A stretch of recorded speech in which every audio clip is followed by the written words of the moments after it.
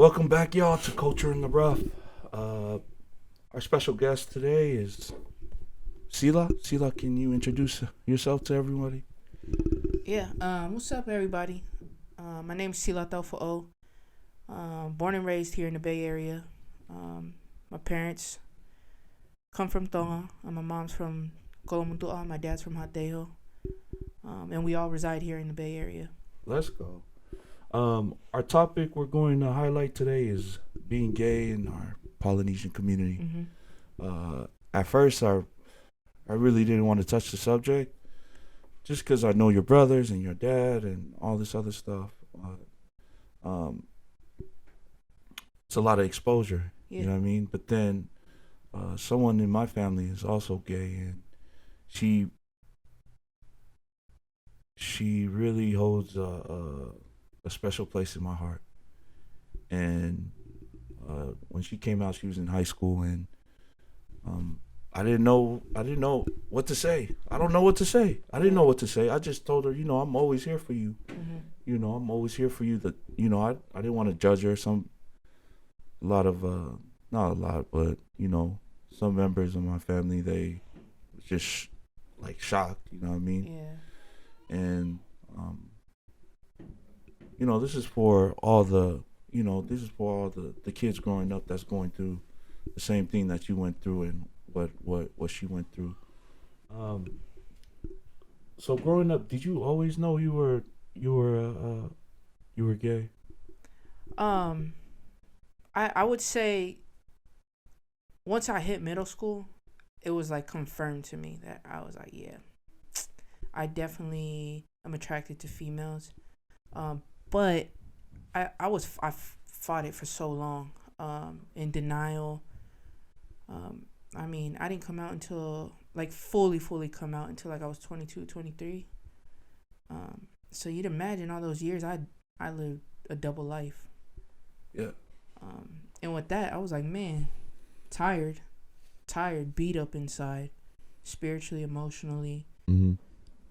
Just beat, because I was trying to make sure that one, I live or try to live my truth.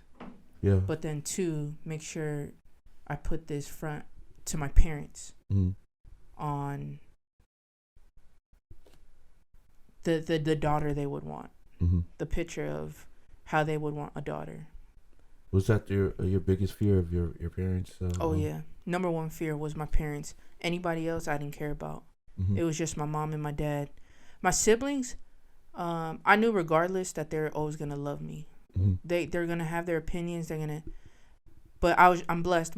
All my siblings show nothing but love. Have always been there for me. But my parents, man, to this day, it's still like a growing relationship. It's taboo in our culture. 1000%. It's really taboo in our culture. If you had a chance to go back in time, what would you did? What would you did differently? Man, that's an awesome question. Would you came out earlier or? 1000%. I would have loved myself more.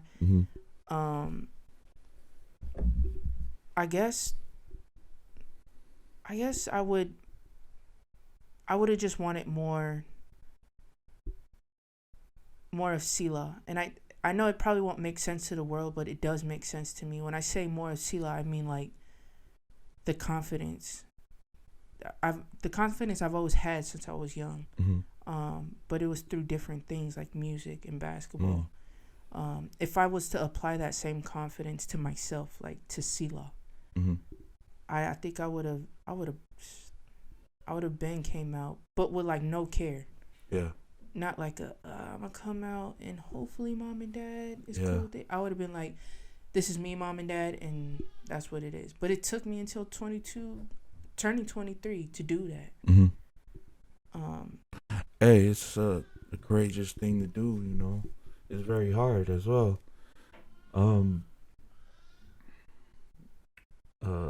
You grew up in church, right? Yeah. What church? Pentecostal. How was that? How did that affect you? Did you Honestly, my relationship with God, just to make that clear, my relationship with God has nothing to do with my relationship with the church. Mm-hmm. Because I feel like my relationship with God has always been solid. Mm-hmm. And but I think the people at church, yeah, man, the people at church. Now the church, I just couldn't do it. Once I got to an age that I was able to make my own decisions, I definitely, just continued where I felt I was more spiritually fed. And I appreciate everybody that's had a spiritual role in my life, and that continue to have a spiritual role in my life. But there was definitely a lot of judgment. I was points in my life I couldn't play in the band anymore. I mean, I played in the worship band. Mm-hmm. Different instruments, whether they needed me at the keyboard, drums, whatever it was. Yeah. I was always willing, but then you'll always have that one person or two people in the back talking about, she's gay, right? She shouldn't be playing in the front if she's gay, or she shouldn't be doing the youth action songs if she's gay. You know how these tongues be, man. And I it was hard because I'm like, man, a lot of these people need to check their own kids first before they come for me. But at the time, it's like, you know what, just take it on the chin. Everybody has their own timing on things. So when you did come out, how did it affect your parents? Ooh, it was rocky. I'm the youngest of 7, so you was the princess. Yeah, so I'm daddy's little girl, my mom's whole world type thing. So I'm like, when I came out, they were very heartbroken, like sad. I mean, I could already imagine they're hitting every emotion besides being happy. But I know first thing they was worried about is the church. Mm-hmm. Everybody in church gonna be talking, and the public figure. My parents, play different roles in the community, and I already know they're gonna be like, oh, so and so's daughter is gay and blah blah blah. So I know my parents were like worried about that, which hurt me because I was kind of like, man, I'm your daughter. Like, if anything, I should be number one to you guys more than anybody else. Like, but it's a different era they come from. I had to have an understanding. At the time, I had no understanding. All I knew was, you're my mom and dad. You should love me. But I wasn't taking into account, like, oh, my parents come from the islands. This is taboo. This is not normal in Tonga. But, in America, you could kind of see more of this as common than in Tonga. True. I was just thinking, like, why does it seem like the Whakaletis are more accepted? Man. Why is that? Because the Whakaletis, they're cool, but when it comes to, females being gay, I don't think they can wrap their head around it, you know what I mean? I would say, I feel like with the OGs, they're more accepting of like the men that choose to be femi. But for us, whatever they want to call us, like lesbians or tomboys or studs, whatever they choose to categorize us as, they can't wrap their heads around that. It's like unacceptable. But I feel like in the younger generation, it's the other way around. Yeah. Where I feel like the guys are kind of more like, what? You a dude and you femi? Like, no, that's not cool. But with the girls, it's like, if a girl chooses to be a stud, or a girl and the two femi girls decide to like each other, it's kind of like, oh, cool, whatever. Yeah. Let them do their thing. So I guess it might be just generation perspectives, like where you grew up, where you came from. It's a different era. Yeah. But I just always seemed like the Whakaletis, like, they were more easygoing on that. They were more accepting. Yeah. Because they have pageants in Tonga. Yeah. I can't imagine a lesbian pageant in Tonga. You know what I mean? We're on to something. Nah. They're gonna kill me. All right. Now you're married, right? And I'm engaged. Oh, you're engaged? I'm engaged. Oh, okay. And you guys have kids. How's that family dynamic? to me, I would say it's the best dynamic for me. Mm-hmm. My family means everything to me, and I grew up in I grew up in a mom and dad family, in a good home. I mean, my parents did a great job, doing their best. They did the best to raise me and my siblings. Mm-hmm. And I wouldn't say I think the only difference to me, like with my family dynamic, is we're two women. My sons have two moms, Mm-hmm. but the love is there, the discipline is there. We get a lot of like, well, aren't you guys, nervous or scared that your sons will either grow up like soft, or gay, or, and I always, it sucks. Like, I don't feel like I should have to explain myself, but I do feel like not a lot of people are knowledgeable. Mm-hmm. Or open-minded. To the dynamic of my family. And Mm-hmm. so for me, if I could help, pass some knowledge about my Mm-hmm. family dynamic, I have no problem. It's not like don't question me or anything like that. But I came from a mom and dad Mm-hmm. household, and I still chose to go a different route than my parents. So it's just the same. If my sons choose to be gay, that's their choice. But if they choose to be with a female, that's their choice. Mm-hmm. Love is love. Whoever they're happy with, I'm 1,000% behind my sons. Mm-hmm. I don't want you to answer this. I just want to discuss this. I talked to a lot of lesbians, and I asked them why are you lesbian? And he's like, when I was young, I got molested. Yeah. And probably half the lesbians I know, like, they got molested when they're on the same boat. Yeah, on the same boat, and they never want to get touched by a man ever again. Why is that so common? I mean, honestly, like for me, I'm more comfortable speaking on my perspective. I don't ever want to touch on someone else's. That's touchy. Like, that could be a very sensitive subject to them. But for me, it's blessed enough I didn't go through that route. Mm-hmm. I have sisters too. Like, I don't have all brothers. I grew up with my brothers, so like, no, it wasn't even that. And just because I'm lesbian doesn't mean like ill men, ugly. Like I will still say he's handsome, or that's a good looking guy, or like it's nothing. It has nothing to do with like. Mm-hmm. Well, I wouldn't say it has nothing to do, because a lot of people preferences do come from past experiences, but it's just like I've always been a tomboy. There was not a point in my life where I was girly, besides when my parents used to dress me. But when I had the ability to dress myself, I was always so comfortable, like just wearing loose clothing. And from there, I was just kind of, I went to prom with a dude. Mm-hmm. It wasn't like, but I've went to prom with a female too. So like, I've seen both.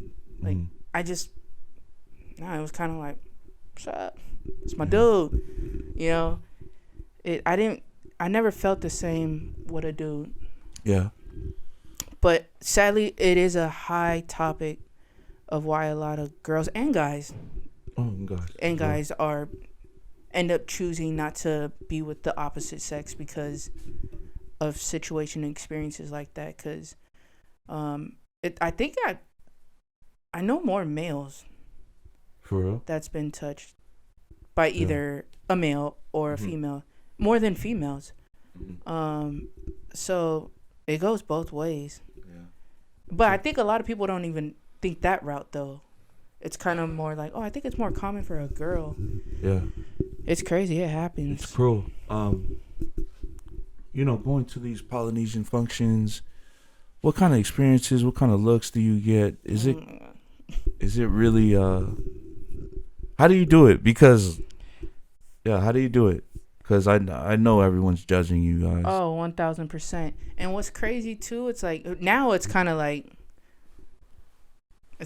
giggles to me and my fiance now. But man, before we used to, especially having kids, you get the most wildest things, or they'll act like they didn't know we're together. But and they just just make want to know. comments. Yeah, They just want to make know if comments, y'all like, together, being nosy.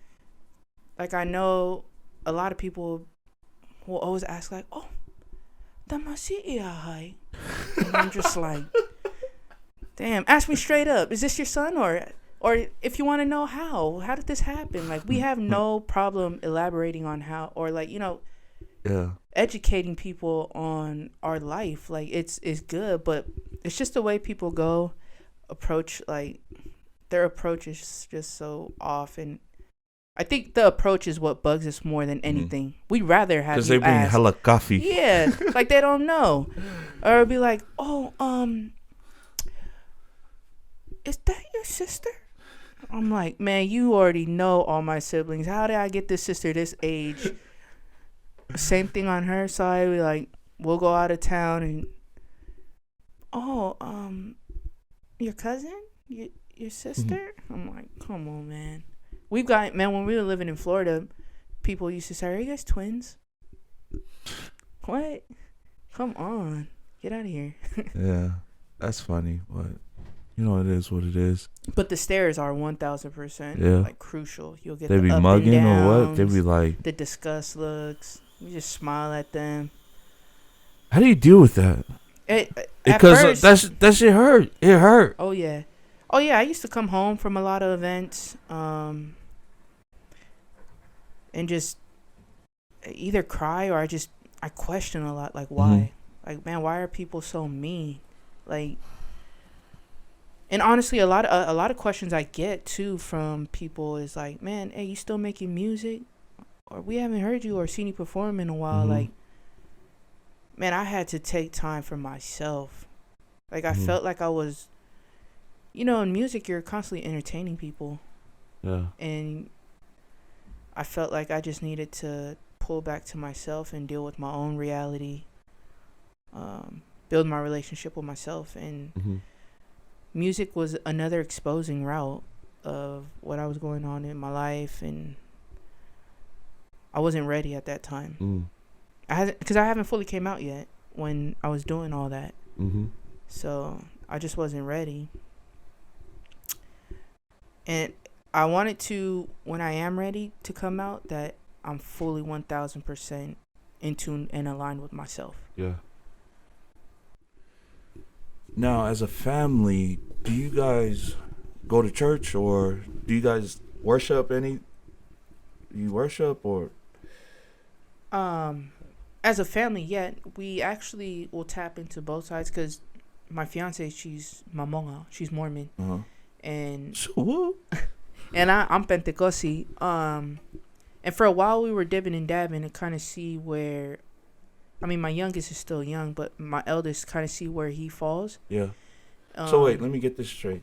You're not gonna, through everything you've been through, you're not gonna stop them from going to any kind of religion or anything like that?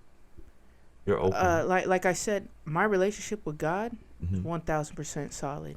The relationship with the church, that's myself, my experience. My kids have their own life to have to experience things. I wouldn't put my experience on my kids, but at the same time, I will still remember and help guide them through things. So if I do see red flags that I've already experienced, because I'm pretty sure my kids are gonna get stuff like, "Oh, you come from a gay family, or you have two moms," but that's what home is for. I prepare my kids at home. The love starts with home, and they'll be solid when they get out there.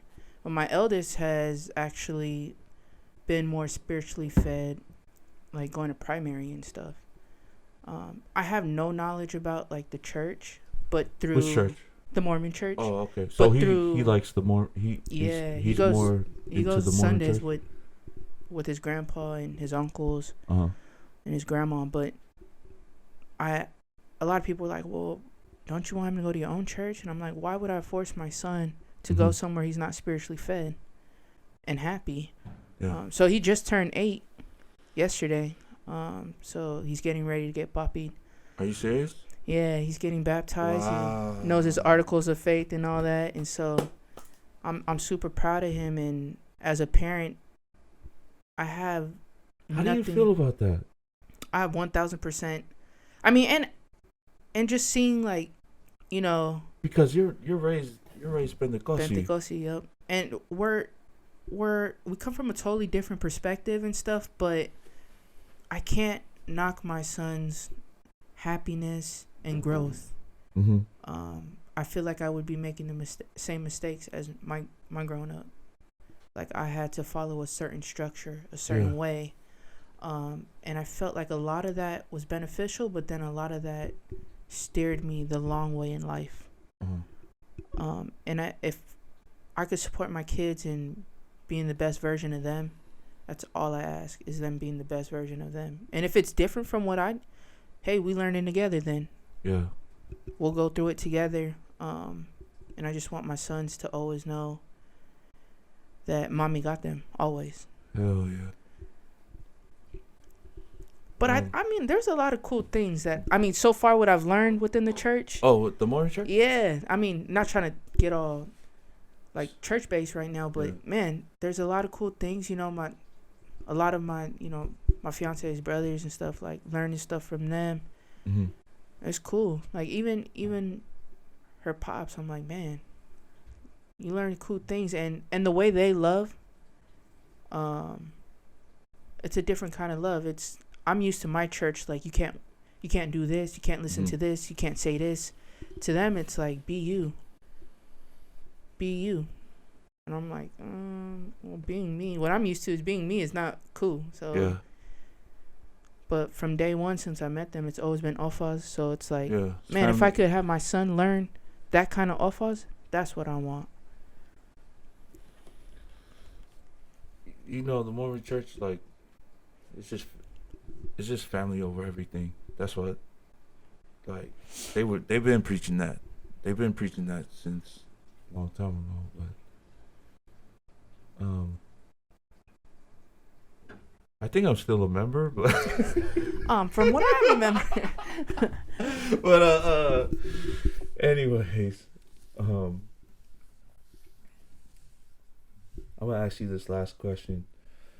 What was the moment in your life where being gay has truly affected you as an individual in a positive or negative way? Man, I think one of the biggest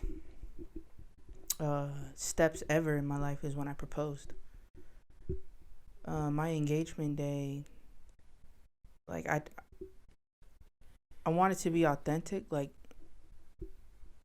just me and my fiance, but at the same time, like, I was taking it as an opportunity for both sides of our families to kind of get educated on the love we have. Mm-hmm. You know, a lot of people wouldn't really understand, and so I reached out to my parents. It was just like, hey, Mom, Dad, you know, me and Nay's going on, you know, at the time, it was, we're going on 8 years right now. So we've been engaged for two years now. And so when I was trying to explain, you know, it's been a while, Mom, Dad, you know, I think it's time I take the next step. And man, I just got like a full-on earload of like, don't even reach back to me. Like, we don't want nothing to do with this. We want no part. And at this time, I'm like on my way back from asking her dad for her hand. So I pulled up on her dad and, like, you know, just trying to go about it respectfully in every way I could. Mm-hmm. I asked him for her hand. He gave me the blessing. And so I was already in like a hype mood, like, man, this is going to be okay. We're going to be okay, Cilla. And then boom, like, my mom hits me with that, and I'm just like heartbroken. I'm like, sheesh. And I'm like, okay, so now I'm in a mindset of, do I even want to do this anymore? Like, the most important people besides my own family, mm-hmm. they're not gonna even be there. Like, why would I do this without them? At this time, I'm trying to get a hold of my dad. and I know the relationship between me and my dad is already rocky. I wouldn't say rocky, but I know that my he has his own hurt, or however he would want to identify his feelings as, for the decisions I'm making in my own life. And so I get that news and I'm crying. I'm like, whatever, you know what? I have my solid set of siblings, and they're just like, just do it, Cilla. You know, just do it. Be you. Mm-hmm. You came this far loving yourself. Like, don't let this hinder you. And I'm kind of like, you know what? I'm just going to carry on with it. So her family, some travel in from afar. Mm-hmm. My family pulls up. And it's bittersweet. Like, I was so hurt, you know, walking into the building, about to make probably one of the biggest steps in my life. Mm-hmm. And growing up as a little girl, I've always pictured that. Like, oh, man, you know, my mom and dad's going to be there to help me plan my day. Yeah. It was total opposite. I felt so alone. But it's weird. I felt alone, but I felt whole. So I was like, damn, is this what whole feel like? Like, just Mm-hmm. bolo. But it's just that one chip that wasn't there. But I knew she's the one I want to be with. Mm-hmm. I was like, man, you know, my eldest is getting older. I want to make our family official.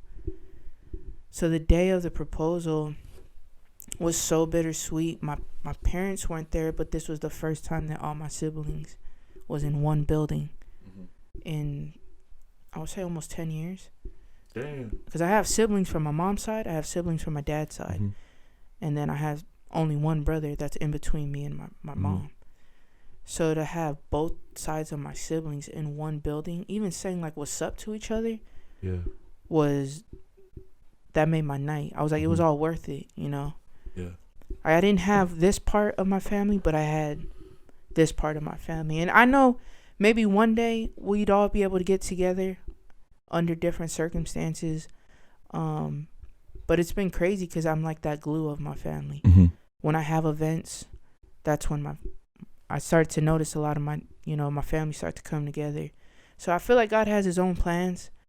But that definitely made me stronger as a person for myself. Mm-hmm. So with that, I took away, like, there's never a ending growth. Like, you can never hit a peak. Mm-hmm. When I thought I, like, loved myself enough, like, oh, hell yeah, there was more to it. And I gained a different love for myself.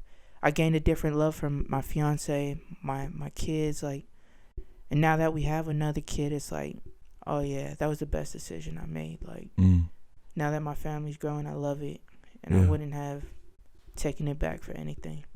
Sure. Well, we're gonna wrap it up. You got any last advice for folks who's trying to come out and really, you know, in complicated situations? Do you have any advice for anybody out there, like, who's really struggling? It's easier said than done, for sure. But be yourself, love yourself. And in order to love yourself, you gotta literally shut out everything and just love yourself. And I'm not even pushing, like, this applies to everybody. I'm not even pushing, like, the whole lesbian, gay, like, that's my choice. That's my lifestyle. But just in general, like, in anything you do in life, you just gotta love yourself enough. With the love for yourself comes the confidence. All that will follow. But until you love yourself, it's so cliche saying that too, like, but it's so 1000% true. Like, you just gotta love yourself, and be the best version of you. Yes, sir. I'd like to thank y'all for tuning in. This is Poly Central, Culture in the Rough podcast. We back at it. Yes, you heard it here Cilla. first. Thank you, Cilla. Hopefully our family don't destroy us after this. It is what it is. Love y'all, OFAZZ. OFAZZ. And we out of here. Sir. That was better. That Yeah. was better. I felt like the flow was better. Yeah. I feel like we were able to hit a lot.